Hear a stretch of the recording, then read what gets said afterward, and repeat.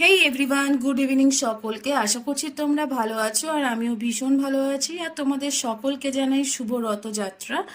আর সেদিনকারে ছিল রবিবার, আর রবিবার দিনকারে আমি তো জানোই সবাই ছুটির জন্য বাড়িতেই থাকি অফিস ছুটির কারণে। তো সেদিন ভেবেছিলাম বাড়িতেই থাকবো, কিন্তু ছেলের এত বায়না, মানে এত কান্নাকাটি, সে মাকে একবার করে মানাচ্ছে, আমাকে মানাচ্ছে, ওকে নিয়ে আমাদের মেলায় যেতে হবে।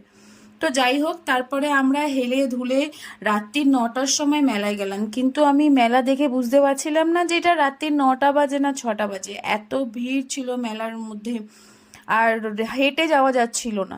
তো তারপর কিছু জিনিস কিনলাম মেলা থেকে। কেনার পর ছেলে আর আমি চলে গেলাম রাইড চড়তে। আর সব কটা রাইডে এত ভিড় আর এত দাম, মানে এক একজনের 80 টাকা 90 টাকা করে রাইড নেয়, যেখানে আমি ছোটবেলায় না এইগুলো চড়তাম 30 টাকা 50 টাকা এরকম ছিল। 50 টাকা কোনোদিনই পাইনি, 20 টাকা 30 টাকাই